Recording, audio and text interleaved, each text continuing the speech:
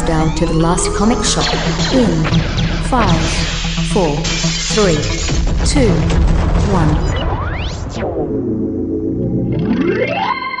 1. Previously on the last thrilling chapter of Young Romance. Following summer, I was 18 and old enough to go on dates until 9 o'clock. I had plenty of company, but I still longed for Stanley. Hi, Tony. Let's go for a drive. It's a swell evening for it. Oh, hello, Jerry. Well, I don't see why not.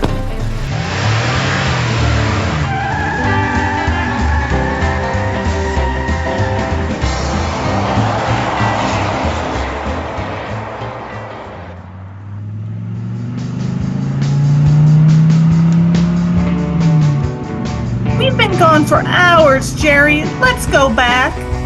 Uh-oh. Looks like we've run out of gas. Oh, come on, Jerry. Not that old gag. I gave you credit for more originality than that. Don't put on that act with me, Tony. I heard about your reputation, taking pickups and running around with gangsters, but I don't care. Kiss me, Tony. Let go of me, you conceited fool! Goodbye, Jerry. Thanks for the ride. Tony, come back here.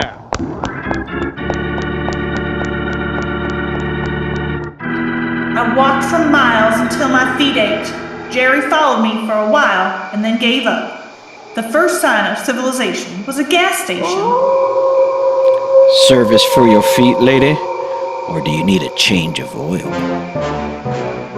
Stanley Budco! Oh, Stan! You turned up in the darndest places! I'm working now, Tony. Own this place. And it's doing all right, too. Oh, Stan! Stan! I've missed you so! Tony, I love you so much. Do you think you can marry a bum who's gone straight? Of course I'll marry you, you sweet, wonderful palooka. And Tony, it was awfully nice of you to walk all the way out here to see me. Oh, Stanley.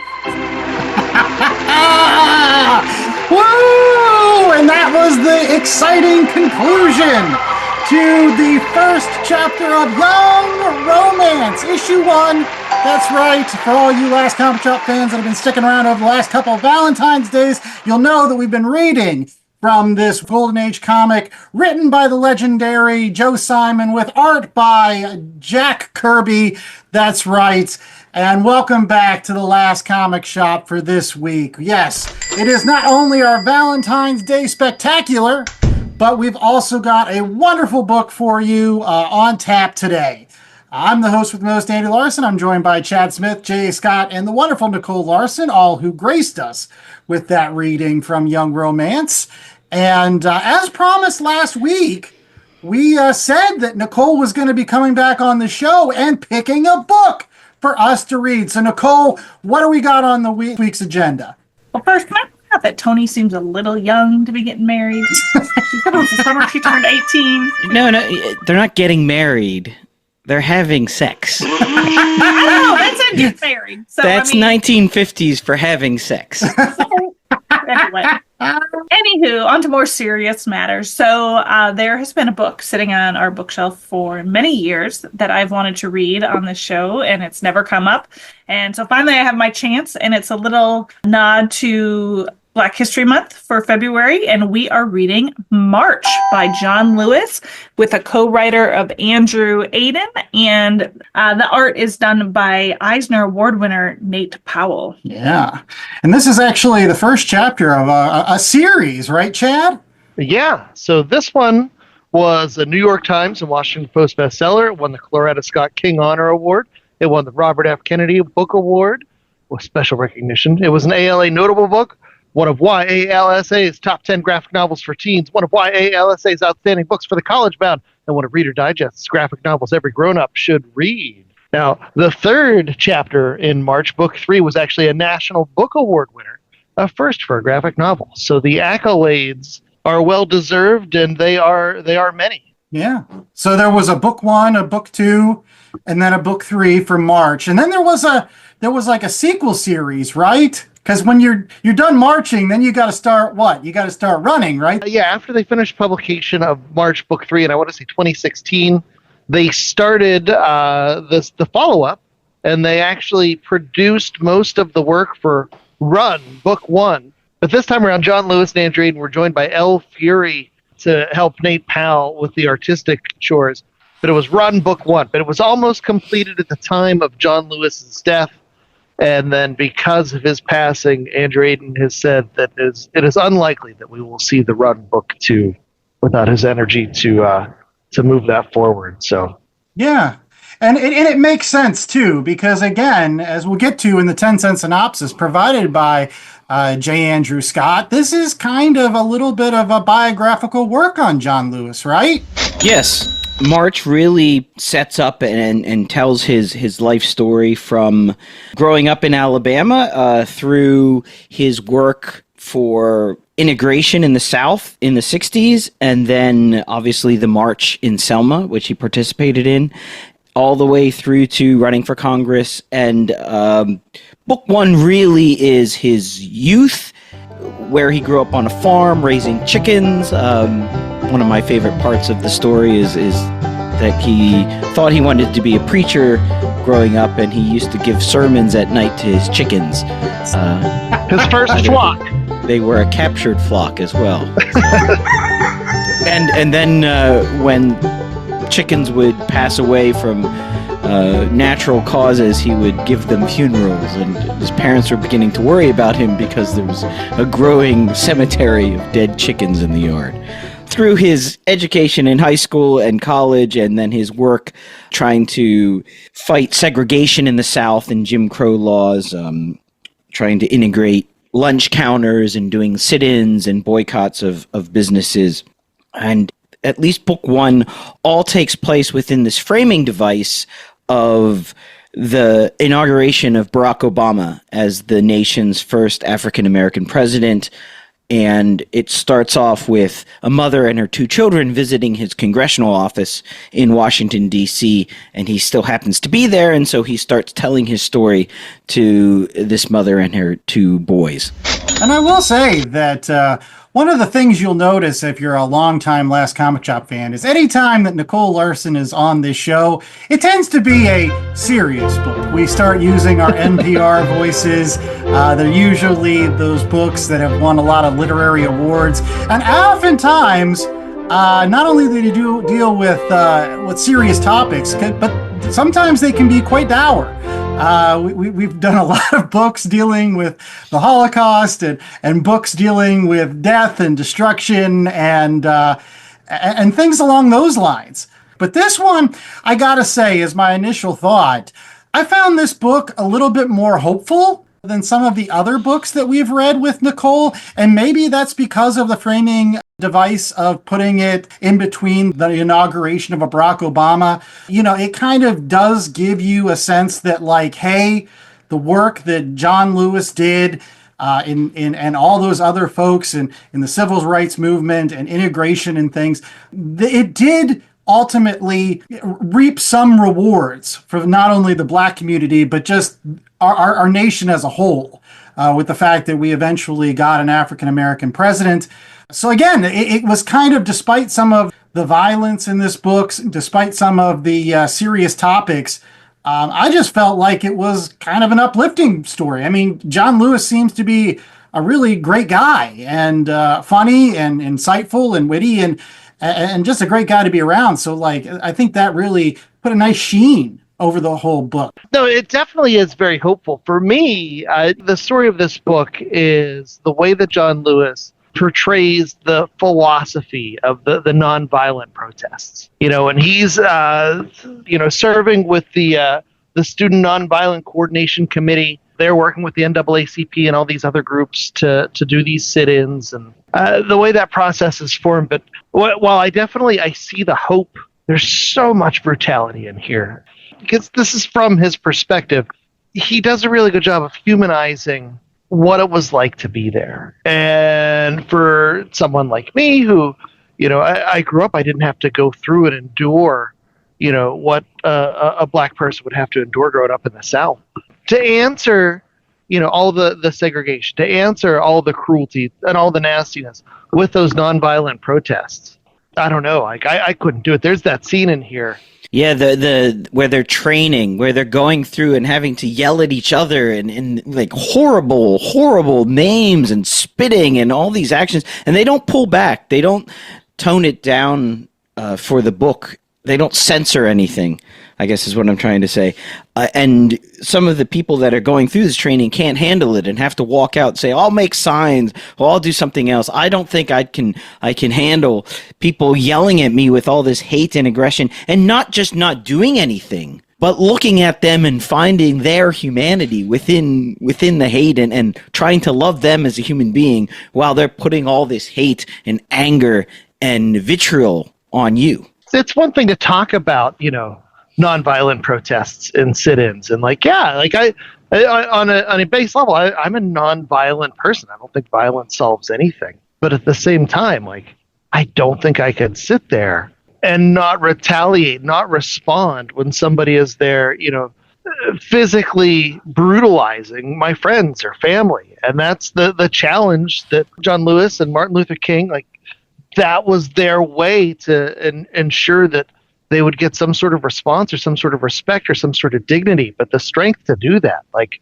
I couldn't do that. If somebody's, brutalizing my friends or family, my nonviolent protesting is going to come to an end pretty quick. I think this really goes to show the deepness of faith. And I think that John Lewis's faith is very well portrayed here, right? And for those of us who practice a faith, certainly Christianity, but others as well, I think that notion of, loving those who transgress against you, right? Loving humanity in general. And, he really must have garnered a lot of strength from that. And I think we see that both through him and Dr. Martin Luther King as well. And I think we could all be reminded of that. We live through our own political times, which certainly I wouldn't want to compare myself and my situation in any way, shape, or form to that of the African-American community over the decades. But it's a good reminder that, faith can really play a huge role in how you respond to people that are attacking you, and that it can really guide you into steadfast purpose and strength as you combat those things. Right. And I honestly felt like these were exceptional people in some ways. To your point, it's not that the guy couldn't take the verbal assault, right? In that scene where he gets up and he's like, I'll make posters or whatever. He said, I could not take being nonviolent, meaning he could fight back. In fact, I think as a lot of us could, there's a point in a lot of us where we could fight back. We could get down in the trenches and trade punches with somebody for our beliefs or something like that. But the real test and what they were trying to accomplish here was, again, not raising a fist in anger, not being nasty in return. And a lot of them stooping to their level. Yeah, stooping to their level. And to be honest, there's another scene in this book where they bring a white pastor in. He's talking to the congregation about what the white community might do. And simply put, he said, the majority of the folks are just going to kind of, they're going to step back in the background. They're going to not know what to do with this. They're going to try to avoid this and maybe even leave the scene. But what they're really doing is they're making room for those folks that are really going to come up and start punching you and calling you names and things like that. So they're going to bring the people that really truly have the hatred. They're going to bring those people to the fore to combat you. And really, you're going to have to stand up to the worsts of that community. Again, it was effective. Again, I go back to how hopeful this book is, just simply because, sure, we've got a lot of work to do. But again, that framing mechanism of talking during Obama's inauguration, I just thought easy enough not to get too bogged down in all that. I think it shows that there's still continued hope for continued progress. Yeah. It's showing that it's an ongoing process. It's not that it just happened in the 1959 and early 60s as it's being portrayed here, but it's something that's kind of actively still going on. And while there's always victories, there's still always work to be done, as you said. Yes. Yeah, that whole one step forward, two steps back kind of mentality, but it's still steps forward, and we have come some way as a society. I do want to kind of pivot, though, to J.A., because, again, oftentimes him and Chad like to talk about the art a little bit. And there's some artistic choices in this particular book that I found was interesting. First and foremost, the book is completely in black and white, other than the cover. The cover is the only thing that's got any color to it whatsoever. And sometimes that does play a part in the storytelling. Yeah, he does this technique where on several pages he'll black out almost the entire page and just have some people in white silhouettes, or there's no background at all, it's just the person, and it really makes them stand out and makes that scene stand out. He did it when they were doing the nonviolent training. He did it at certain points throughout the story to really sort of hit home on some emotional points or some strategic moments through the story. Another thing, I think the choice to do black and white works because we're talking about historical events that happened in the 60s. A lot of this stuff was covered by newsreels, and those newsreels were also in black and white. So we've seen images of police officers beating up protesters and police officers breaking up lunch counter sit-ins and boycotts and whatnot. And a lot of that is in black and white in our memories. So I think this ties into that and does a good job of reminding us sort of that these are real events that we're reading about, and they exist within sort of this greater story that he's telling. Yeah, he's a wonderful cartoonist. He does such a great job with the expressions and emoting in these characters' faces, while at the same time his style is, to say it's simplified is a poor choice, but in comparison to real life, his style is able to pull back, and give you what you need to make those connections and to not be so distracted and overwhelmed by all of the nitty gritty detail. But at the same time, like, you feel the emotions, you can see the looks in the eyes, when young John Lewis is there and he's just experienced some traveling with his uncle and returns home, and you see him with that side eye. He knows how the world is now, what he's going to be facing. Like, even though his school's, he's going to be on the bus soon, and that should be exciting. He knows. You can, and Powell portrays that. The use of negative space to highlight what's going on. And sometimes whenever there are hyper-realistic scenarios where you'll see pictures, characters will be looking at pictures, or they'll be looking at notes. Even that will be like sketched out, even, where it's like a next step of detachment from reality. But I think because the story is so powerful, it's very easy to be overwhelmed by what's going on here. I think Powell's just such a great choice because of his ability to pull back and to make things accessible. Yeah, so, interestingly, comics aren't my normal choice of media. And, I would say I've come to appreciate how useful the combination of words and art can be. And I think, to Chad's point and Jay's with the art, there is something that you gain from that maybe just straight prose, doesn't give you. The interesting thing, I think, with this comic in particular, and Chad kind of mentioned accessibility, right? Maybe you're not a history buff, but you can pick this up, you can read it in, this was a quick read, an hour, maybe. Yeah. It was very easy to absorb, to comprehend. I think it could go towards a little bit of a younger audience, like a middle school, certainly high school age. Maybe, some caution with the younger kids, just based on the violence that's in it. The interesting thing that did you guys all catch that there was a comic book that was actually written about Martin Luther King and the Montgomery story that was published by one of the organizations, Fellowship of Reconciliation. And that was actually how they got the word out. And I think that is very powerful in showing how comics can be used in this way. When you think about the socioeconomic status of African Americans at the time and what they might have had access to, the relative inexpensiveness of comics was probably really useful and a really easy way to get the word out. Not to mention, maybe there was some literacy discrepancies, obviously, with the differences in education levels. And so a comic book, I think, in that situation in particular, would be really useful to portray a message for those that maybe aren't of an ability to read it. Yeah. As a big time comic book nerd, this was the first time I learned about the Martin Luther King comic, and that's how they spread their nonviolent message. And then, spoiler alert, because I did have access to the other 2 volumes, and so I read through, and later on when they're trying to get the word out for voter turnout, they're fighting against all those laws, those voter suppression laws, the poll taxes, and everything else. But one of the ways they get information out to the community, once again, is through comic books, because it works on those multiple levels where you might not be literate enough to read all the words, but you could still understand through the pictures, as a guide. It's neat. As a comic book guy, it played such a pivotal role in trying to help even things up. It is one of the main reasons why we continue to talk about comic books, especially in a historical perspective. It does have the ability to reach the masses in such a powerful way. This is why comic books first took off in the United States as a medium, because newspapers would be out there. You would have an immigrant population that was coming in. They couldn't read English very well. And so they would have comic strips in those newspapers.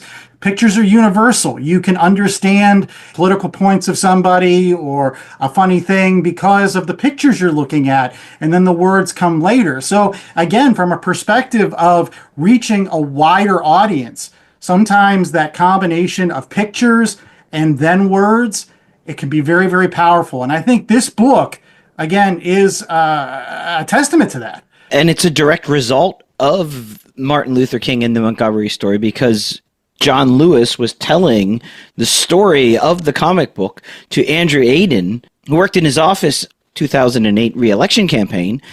And Andrew Aiden suggested, well, why don't you do a comic book of your own? And sure, he has books that are all words, but we're not going to read that. Maybe I will, and I'll let y'all. All right. Well, we got to get to the rest of this show, and we're going to get to ratings. So J. Scott oftentimes provides us with that 1 out of 4 scale, and I think this should be fairly straightforward, but we're going to go through the motions anyways. J.A., what do you got for this week's? As much as I want to do chickens, because I thought those moments of levity at the beginning of the book where he talks about his chickens and the funeral for the chickens and not wanting to eat the chickens, but he didn't have a problem eating somebody else's chickens, just not his own chickens. Those city chickens he wasn't connected with. Those city chickens, they're delicious. So, I think we need to do something that's a little bit more serious. So we'll go with sit-ins, because a lot of this book 1 dealt with the protests and boycotts of lunch counters and sit-ins at lunch counters that they were doing to try to integrate lunch counters in the South. So sit-ins. Yeah. And that's a great one. And I think I'm going to start, because I think, honestly, that was my favorite part of this particular book, was towards the end. Again, they're at Woolworths and sitting at the lunch counter, and the police come in, they arrest them, they carry them off to jail, but they're all jubilant. Right? They've been arrested. They've been put in the back of the paddy wagon. They're being taken to jail, but they're all jubilant. Singing. And when they get there, at first they're like, all right, you got to pay a $50 fine. Nobody's going to pay it. They go down to $5. Nobody's going to pay it. And eventually they just have to let them all go, because the next wave came into the lunch counter. They arrested them, and the jails were filling up. They didn't have any place to put these people. So eventually they just had to let them all go. They won. And so I think that's why I'm going to give this a 4. I can't not. As somebody that's been the host of the Last Comic Shop for more than 5 years now, I've talked about the powerful message that comic books can provide, that there is a comic book for everyone, whether you are into capes and cows, whether you're into sports, whether you're into history. Whether you want to learn about the civil rights movement, there is a book for you. And so, my God, having a great book like this, with this wonderful art, with this wonderful, powerful story, with this hopeful message, I'm going to still say this is a hopeful message at the end. I think this is great for, middle schoolers, high schoolers, the fact that it's in book fairs, the fact that it's in libraries, the fact that it's won all these awards and it's very well known now. It's great. And so if I was, talking to some young kid and they wanted to learn about the civil rights movement, I'd say read March. Read March 1, 2, and 3. Read Run. I think this is a great way of getting history across. So it is definitely a 4. It is what the Last Comic Shop podcast is all about. Top Shelf, who published this book, actually re-released that original comic, Martin Luther King and the Montgomery Story. I'm sure you can find it somewhere. So that was interesting. I'm also going to give it a 4. I thought it's a powerful story, alluding to the chickens. There are these moments of levity that allow you to not get bogged down in the heaviness of the seriousness of the issue. Sometimes it's important that you understand, I think, the level of violence and the level of anger and the what needed to be done to overcome that, and how brave and courageous and strong these people were. But at the same time, you can't just have that all the time. I think it would drag down the story. And so there are these moments when you into that framing device where they're getting ready for Obama's election, and he's talking about his aide says, "Oh, you can't wear that hat. No one will be able to see you. It covers your face." And somebody lends him a scarf, and they're talking about hand warmers because it's very cold out. It was very cold that inauguration day.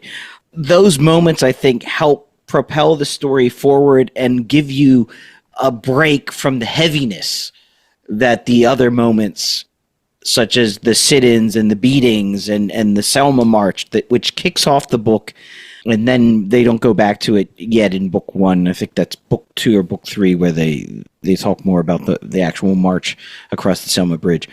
Just the way that it portrays his history and the greater history of the civil rights movement, I think it's a no-brainer. It's a 4. Okay, yeah. So Nicole, I think, brought it up that this was a quick read.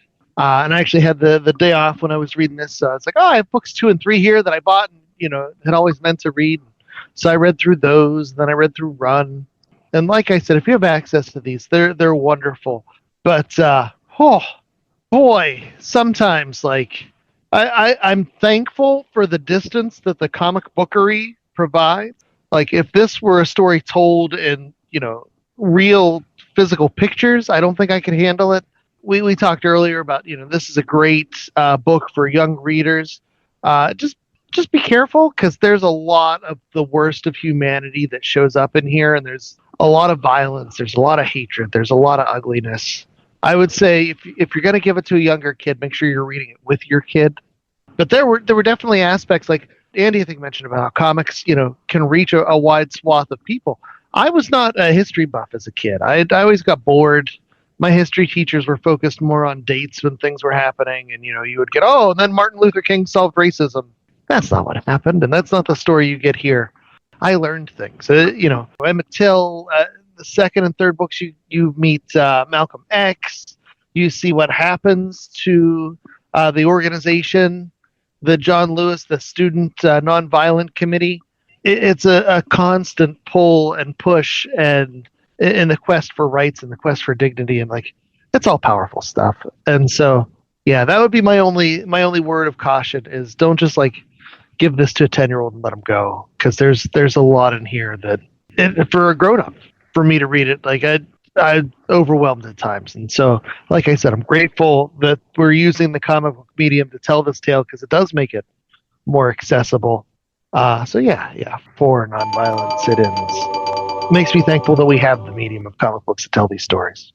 All right, Nicole, wrap us up here. Are you giving it a 4 too? Maybe a harder grader. What? Okay. Wait a second. Hold on. So I'm going to go with the 3.85. So I agree with everything you guys have all said about the art, about the gravity and the importance of this and how it reaches people. The only thing I'm going to say that knocked it down just that 0.15 is that I wish, as we got into the sit-ins, that we had a little bit more introspective perspective, if that makes sense. I think when they're going through his childhood and the chickens and the visit to his uncles, we get a little bit more inner monologue from John Lewis. And I feel like we started to lose that as it got into more of the factual occurrences, like this day we went to a sit-in here, right? We kind of lost what he personally was thinking. We talked about the strength of his faith and how, these children, for all intents and purposes, I mean, they were teenagers, right? They were teenagers, early 20s, had to hold steadfast to that nonviolent approach to the sit-ins and everything. And I just wish that we could have heard a little bit more of what his inside voice was telling him, right? Like, what did he personally struggle with? How hard was that for him? What did his parents think about this? How did they support him or not support him? We saw earlier in the book where he tried to apply to a white college, and Martin Luther King was going to help them sue the state and everything, and his parents wouldn't sign on to it because of fear. So what did they think about him being a participant in all these sit-ins? I just wish we had a little bit more there. And, certainly there's 2 more books, so maybe we get a little bit more of it there, but that's the only thing that I would say I felt a little bit more desire, that I wish we had a little bit more of that inner dialogue or introspection. All right, I have to butt in. Yeah, I think John Lewis is someone who obviously has been through some stuff. When you meet these people in real life, you'll see how much more measured they are with their words. But that's what we see on the outside. So what's going on the inside, though? That's what I want to know. But that's the thing. I wasn't ready for this. Like, I think if John Lewis tells the story of what's going on the inside, I think he loses a wider swath of the audience. I think the emotional distance is a feature, not a bug, as far as someone like John Lewis is concerned, where he could do more to espouse the ethos of nonviolence, to inspire people, to give them that hopefulness without getting into all the petty stuff So maybe that's just my preference. Like, when I read about historical events, I really like to dig in deep to like that person's experience. I think that's why things like, we didn't even talk about the fact that we read the Anne Frank graphic novelization of the diary. You did, not us. We never read it. You did. Is that the next book you're going to recommend? No, and it was fabulous, but it was so detailed down to like minutia of her life, right? And I think that's something that people don't realize that book's about. So anyway, maybe that's just me. I just wanted a little bit more. Just one side of it. Well, we're hoping that you're asking for more Last Comic Shop, and so we're going to give it to you. And right after these commercial breaks, we'll be back with a game to kind of provide some levity to this serious mood here on our Valentine's Day Spectacular. How many times do you think the word levity has come up in this podcast? Stay tuned, and we'll see. BCWSupplies.com has everything a comic collector could need. Boards, bags, long boxes, and so much else for our ever so increasing collections. And you can save 10% on your total order by using promo code LCSPOD at checkout. Not only does this take 10% off BCW Supplies' already low prices, but it supports my favorite podcast, The Last Comic Shop. So get all your collecting gear at BCWSupplies.com and save 10% on your order with promo code LCSPOD at checkout. That's LCSPOD at checkout. Happy hunting! When you're done listening to this podcast, check out mine. My name is Dave, and I'm the host of Beer in Front. My podcast is just enjoying the beer that's in front of you. Sometimes we forget about a classic beer while we focus on the new trendy thing. What I try to do each week is to enjoy an old school classic or have a beer that has potential to be a classic. I'll also talk about events of the day, I'll add my spin to things, and each week there are people that really annoy me, and I'll call them out as the jag-off of the week. That's Beer in Front, available wherever you listen to podcasts. Hi everyone, I'm Nerd Bummer. And I'm Tactic, and we're two of the hosts of the Online Warriors podcast. Our podcast started as a way for 3 best friends to keep in touch and discuss their nerdy hobbies like movies, gaming, tech, and more. Since then, we've grown into a great community. Every Wednesday, we chat about the latest nerdy news before getting hands-on with our weekly nerdy adventures. And don't forget our high-stakes trivia game. Come join the fun at onlinewarriorspodcast.com and every major podcast platform. And now, back to the show.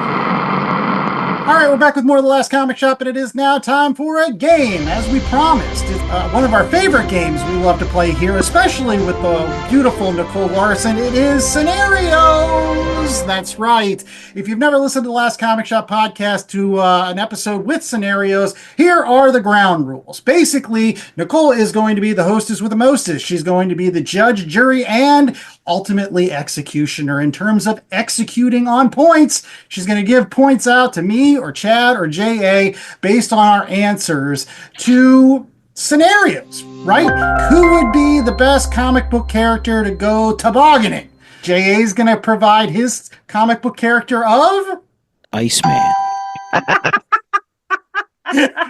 and then Chad will give his comic book answer of Also, Iceman.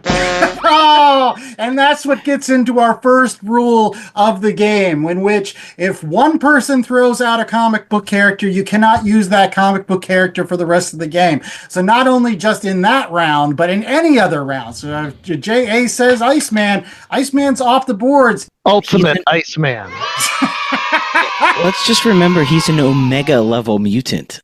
That's true, but you can still only use him once. And I will say that is an important caveat, Chad. If there is a superhero that shares a name with other people, you can specify the character. You can say the Peter Parker version of Spider-Man versus the Miles Morales. Those are two different characters. Bit of a cop-out. It's but like going like, well, I don't need Superman, I'll just use Hyperion. Well, she wouldn't know who Hyperion is. That's why the funniest part about this is I have some basic knowledge of these characters, but you guys really got to convince me that your answer is the best answer to my scenario. Right. Well, without further ado, let's get into round one. Hostess with the mostest, what do you got for us? All right. So it's mid-February here. Curious how everyone's doing with those New Year's resolutions. So what comic book character do you think has either maintained their New Year's resolution, and what is that resolution, and how are they, doing that, or who kind of has already dropped the ball? Ooh. Write them down, boys. No cheating. That's right. We do have to write them down. Get the pencil and paper out here. Ooh, who would be the best at a New Year's resolution? Or the worst. Oh. It's all about the story. All right. Well, I think I've got my answer locked down. I've got mine. Yep.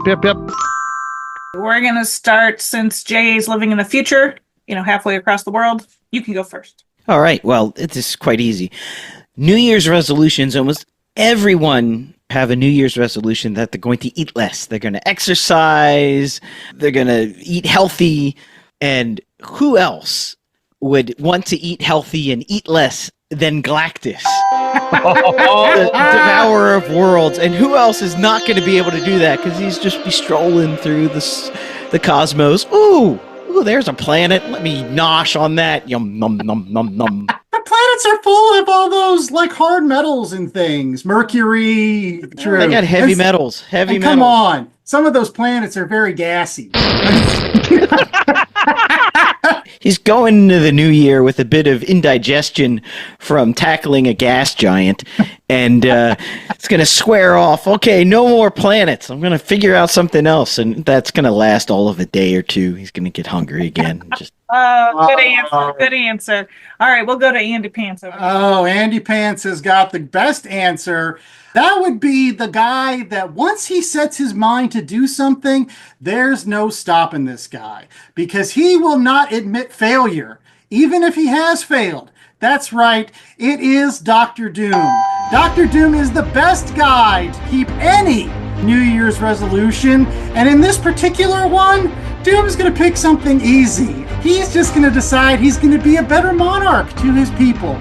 Even though he's the best monarch out there, he's going to be even a better monarch. He's going to lower their taxes. He's going to provide them even better health care than the picture-perfect health care that they've got now. He's going to be even more beloved by his citizens of Latveria. And if Dr. Doom says he's going to do it, Doom is going to doom. You know that he's going to follow through on that. He's not going to pick something that he's not going to be able to maintain, like not hating Reed Richards. Boy, that's just a loser. He's not going to pick something like that. He'll pick something realistic and achievable because that is what Doom does. Victory for Doom, victory for all. Doom 2028. That's what I'm saying. Hey, are you on a campaign? If Doom was running, I'd vote for him. Inauguration was a couple weeks ago. Doom. All right, Chad, hit me. Okay, so we need someone who has a resolution they're going to stick to. I'm going to go with Bruce Wayne. And his resolution? Vengeance. You know that Batman is never going to stop pursuing criminals. You know that he never forgets, even when he takes Catwoman out on a date, if he finds out she's been pilching those jewels from the safes of the riches or the rich of Gotham City, you know Batman's going to secretly take those out and drop those off the police station on their way to get their fondue or whatever they're doing on their date, because Batman is vengeance. Batman is the night. You said, I mean, it already does vengeance. Was it really a resolution? That's true. That's true. I don't know. I think I relate most to Galactus, so Johnny. Wow, man. Love that you relate to the Devourer of Worlds. All right, what's round 2? All right, so we've had some pretty bad weather up here in the Northern Hemisphere. It's making me think about summer. Oh. I'm ready. Let's get some summer vacation planning. I'm starting to book my flights. I'm starting to get things organized. At least I am. I know Andrew doesn't have to do that because I do it all. But anywho, so tell me about your comic book character and how they are planning the ultimate summer vacation. All right. Got my answer right away here. Where are they going? What are they doing? Oh, this one's super easy Are for they me. going to stay on budget? Are they going to blow their budget? I think I've got this one locked down for round 2. I'm very excited for our summer vacation. By the way. We're going somewhere we've never been before, so that's exciting. That's right.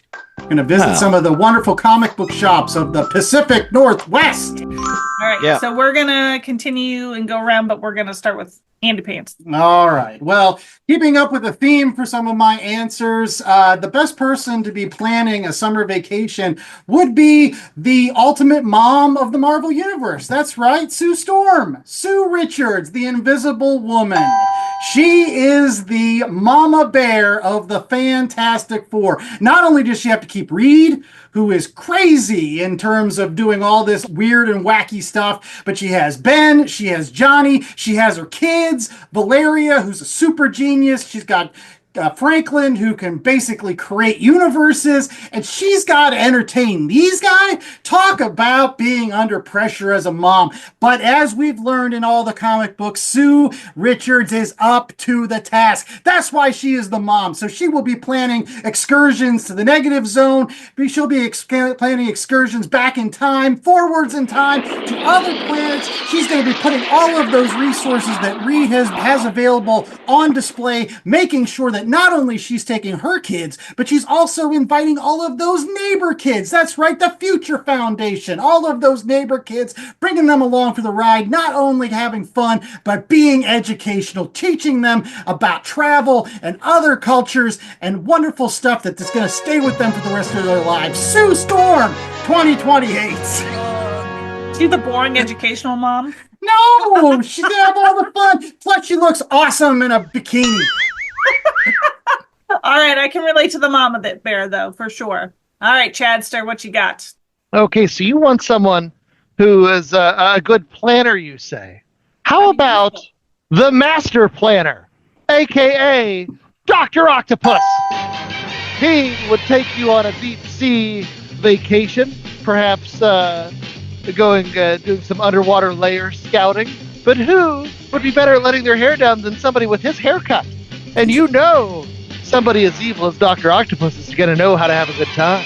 He's going to know all the secret spots. He's going to know all the influential people. He's going to know all the ways to get things done. And he's going to have all the fun he can with all those extra arms.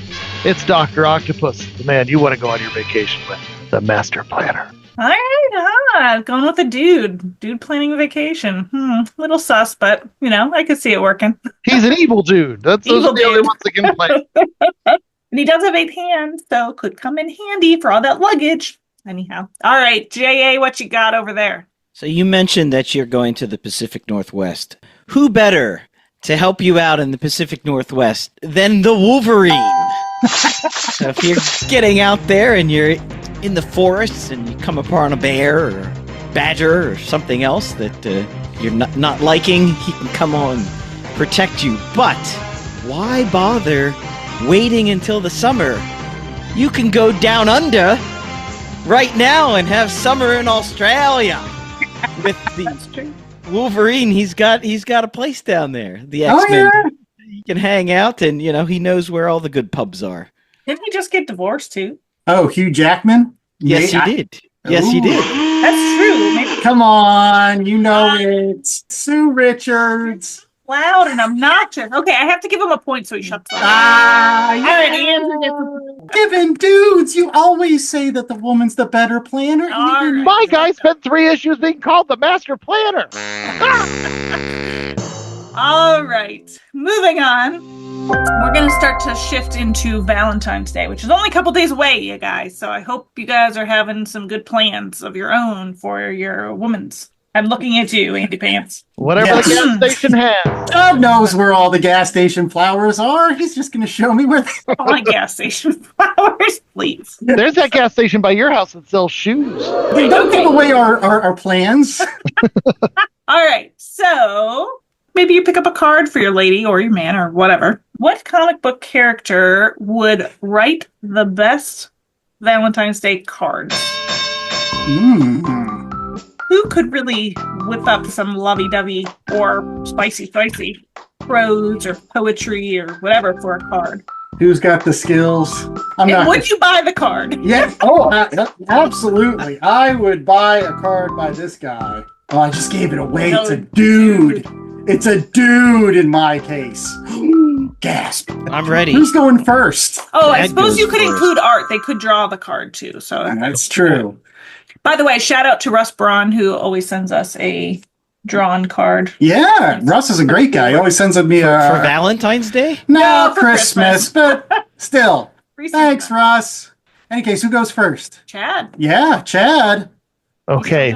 So I'm going to go with Aquaman, the Jason Mimosa version. Just because he's real handsome and he spends all his time just hanging out with fish. So he's got lots of time to think of cool rhymes. And he's got a lot of tattoos and big muscles. And just trying to appeal to Nicole's. Lady F. Blatant. You're just blatantly. Yeah, this is. Is he on the card? It's like one of those cards where it's a picture of him with like the bubble of what he's saying. Oh. Where you open it up and you know everything's going to get all wet. That's from Aquaman. Jason Mimosa. That's pretty good. I don't know. Jason Mimosa is going to be pretty hard to beat. Uh-huh. All right, J.A. When I think of Valentine's Day cards, I think of Hallmark. And when I think of Hallmark, I think of corny, cornball corniness. And who better at corny, cornball corniness and writing is Clark Kent and Superman.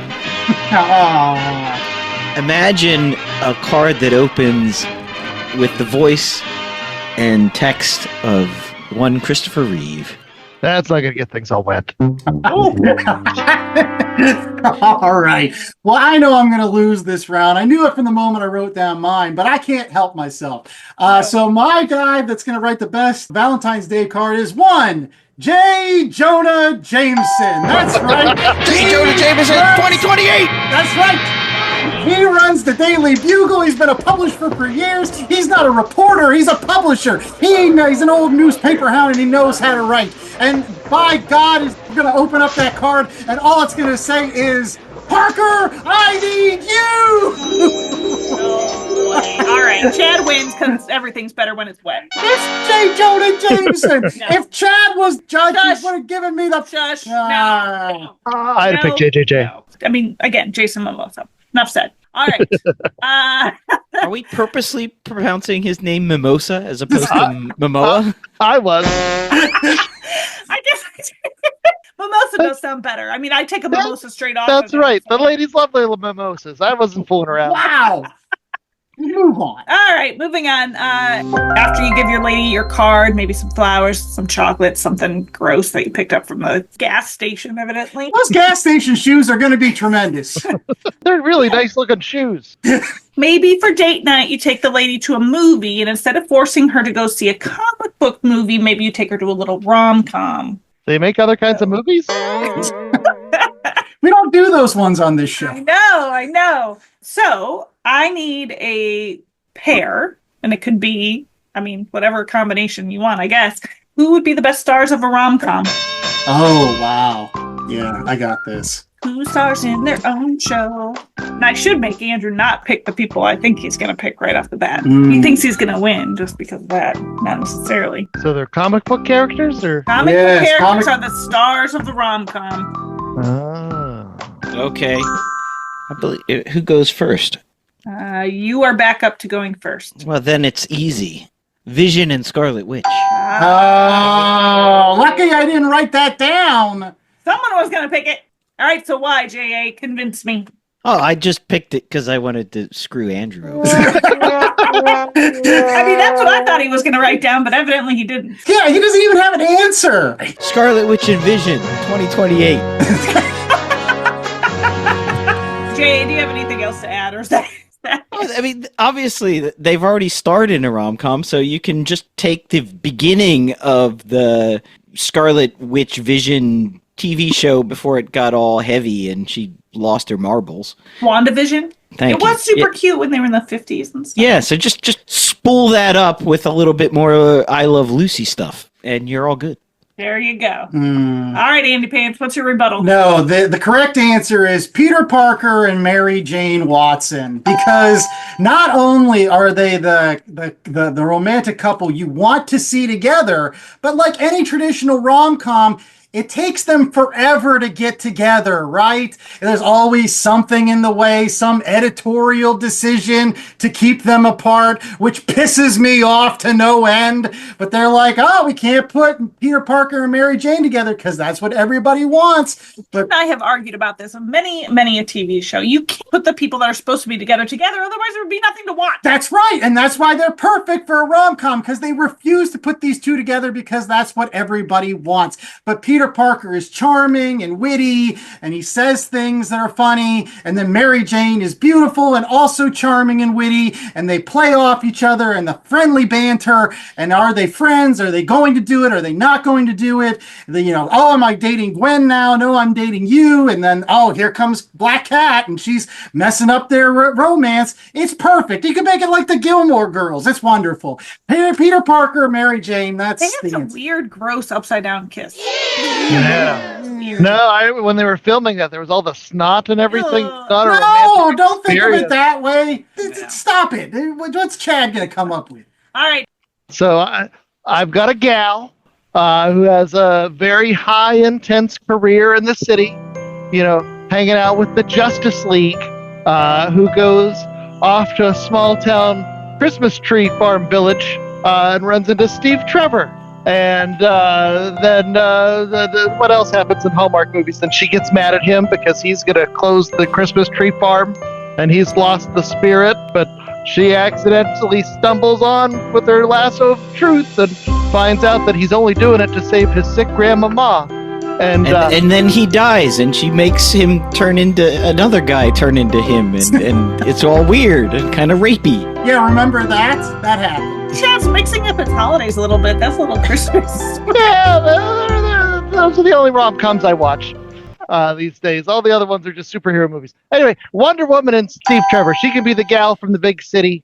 He can be the guy who's they have their meet cute or whatever. I don't know. Whatever. Just give this one to WandaVision. I gotta go with Spidey. Yeah, that's right, damn it. Yes. Kind of gross, but whatever. Yes, it's the right answer. Come on. All right, guys. So this last question here is pretty important. You got to tie up Andy Pants. Some people have that Valentine's Day date and some people don't. And they got to hit up the dating apps and all of that. We're going a little bit old school. And what comic book character would be the best host of the dating game? The host. Now, is the dating game the one where they talked about Whoopi, or was that something? That was the Newlywed Game. Yeah. Making Whoopi. But I suppose you could talk about that in the dating game. So I got like... Did ever let you win? Never! Nobody ever lets me win. You have this fallacy that I win everything. I don't. I actually lose more often than not. That's because we've all had to team up against you. All right, so who is going to be the hostess or host with the most or hostess with the mostest for the dating game? And we'll start with you, Andy Pants, because... All right. Well, if there's one character in all of Comic Book Dumb which is the best at not only playing games, but also hosting them, that would be the Grandmaster, one of the Elders of the Universe, and we'll make it the Grandmaster from Thor Ragnarok, so he'll look like Jeff Goldblum. So the Grandmaster not only can pull in participants from all the alternate universes like he does in oftentimes many of his comic books, he can bring in the alternate universe versions of, you know, Superman or Batman, and he can bring them in with the members of the Marvel Universe, cross them over so they're all together, and he'll make the most entertaining show, for sure. He'll really make some matches. You ever wanted to see Wonder Woman shack up with the Hulk? He'll make it happen on his dating game, for sure, because the alternative will be destruction of their planet. If they don't hook up. So that sounds like sex trafficking. It's the dating game. It's Jeff Goldblum. Come on. He'll be charming and debonair, and he'll be in... He was kind of a-hole in Wicked, so I got a bad Jeff Goldblum in my head right now. But he's awesome in Buckaroo Banzai and Jurassic Park. He was awesome. I was going to say he is the OG Jurassic Park. All right, enough with your Jeff Goldblum and Grandmaster, whoever the heck that is. Johnny Andrew. So, for the host of the dating game, you know, you need someone who's witty and charming and able to carry a conversation and make jokes. And then they need to have an X factor, maybe be able to bring in the occasional contestant that is outside the normal milieu of contestants they're finding in Hollywood. So that's why I'm picking Star-Lord. Ooh. Peter Quill to be my host. That's right. Not only is he charming and quick-witted and funny, but should the show need a ratings bump, he can always go off to some place in the universe and pull a green-skinned woman or a man or blue-skinned, even a duck or raccoons, right, or a dog that speaks. And he can dance. And he can dance. I don't know, Jay may be playing to the judge with Christopher Pratt. Uh-oh. All right, Chad. Okay, get ready for this. Nicole, are you familiar with the Secret Wars? I've heard of it. So basically, there's this guy whose name is the Beyonder, who pulls in all these different heroes from all these different places, and they have to battle it out to see who's best. Now, I'm going to show Nicole a picture of the Beyonder. This is him from Secret Wars 2 in his disco suit. That's quite an outfit, Chad. Yes. Yes, it is. And that's why he is going to be the host, not the dating game. He's going to be the host of Secret Wars of the Heart, where he's going to pull in all of these famous bro couples like Blue Beetle and Beaster Gold, Lone Ranger and Tonto, Deadpool and Wolverine, Iron Fist and Luke Cage, and he's going to drop them into a bikini island with all these bikini ladies, and they have to go through and do all these different challenges, and then at the very end, they have to decide, is it romance or is it bromance?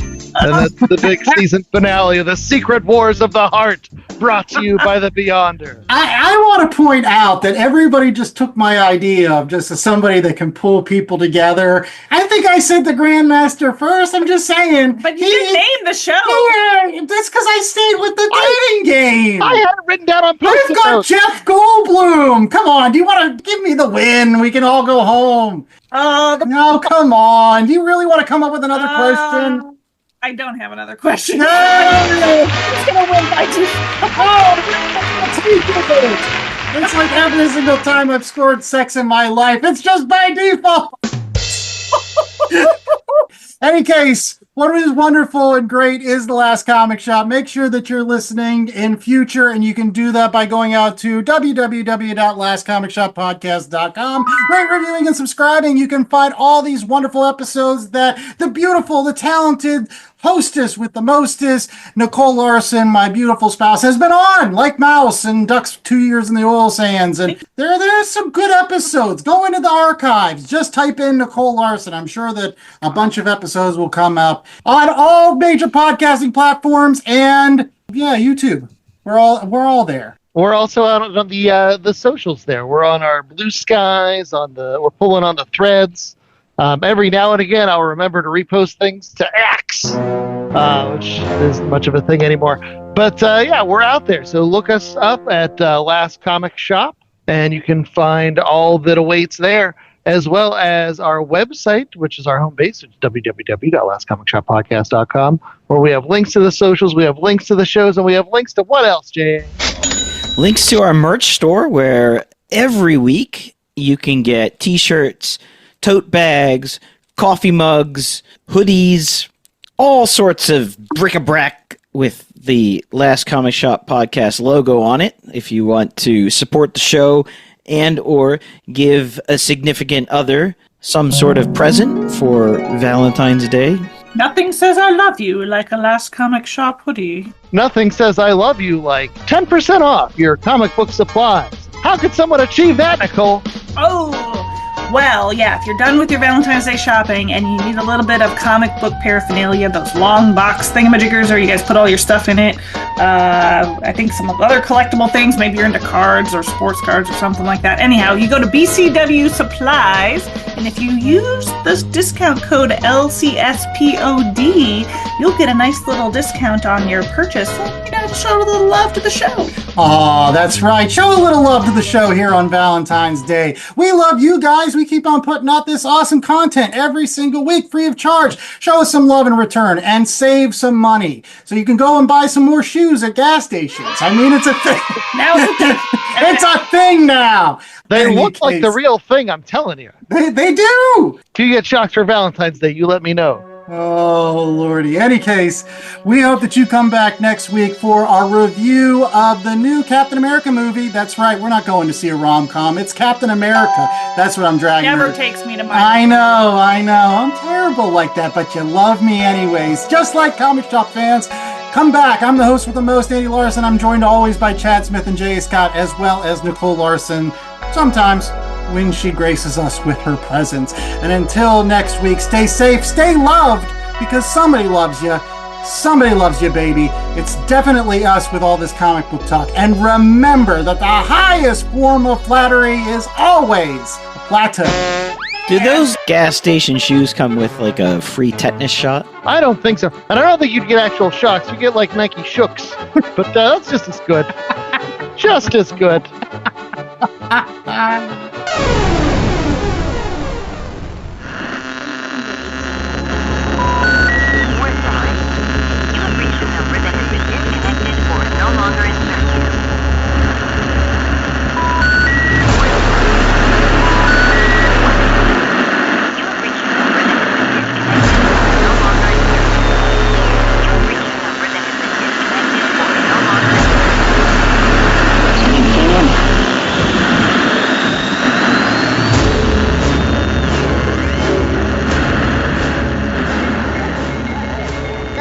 Comic Shop Podcast was a 2025 Black Angus production.